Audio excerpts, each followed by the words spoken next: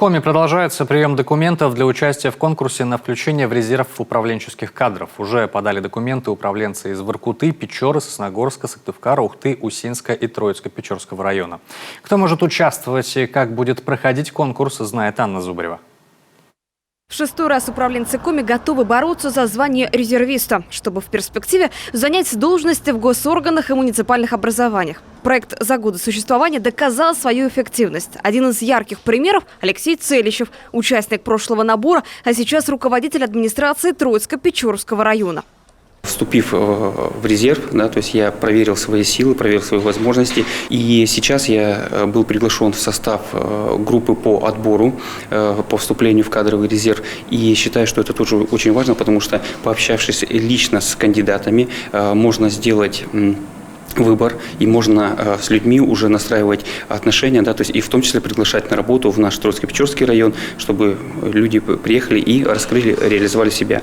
Участие в резерве управленческих кадров – это шанс поработать в разных командах, найти единомышленников, завязать контакты с успешными руководителями и воплотить самые смелые проекты. Таких было разработано 18. Это поддержка семей с детьми, патриотическое воспитание и создание клуба для пожилых людей. Своим опытом делятся выпускники программы Алена Ермошкина и Наталья Горохова.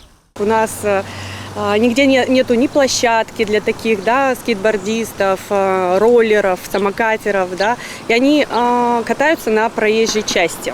Конечно, это и травмоопасно. Мы решили все-таки, что в Эжвинском районе нужно сделать какую-то открытую, общедоступную площадку, скейт-роллер-парк, так бы его назвали. Обучение управленческого резерва как раз научило нас ездить на нашем управленческом велосипеде. Падать, подниматься, не бояться ошибаться, не бояться заехать не туда. Началась перезагрузка, понимаете,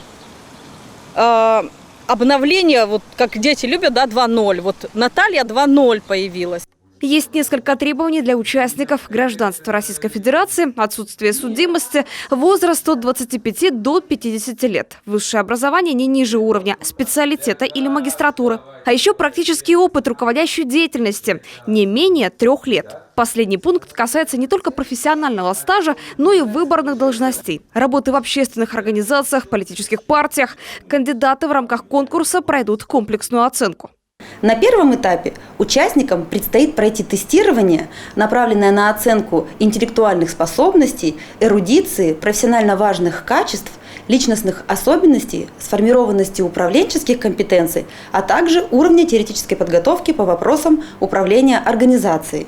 Отобранных участников ждет деловая игра и самопрезентация. Завершит оценку собеседование. Победители конкурса получат возможность пройти подготовку в рамках уникальной комплексной программы. Повысить профессиональный уровень, получить новый опыт, познакомиться с топ-менеджерами ведущих предприятий региона. Заявку на участие можно подать до 15 августа. Анна Зубарева, Олег Юшков, телеканал Юрган.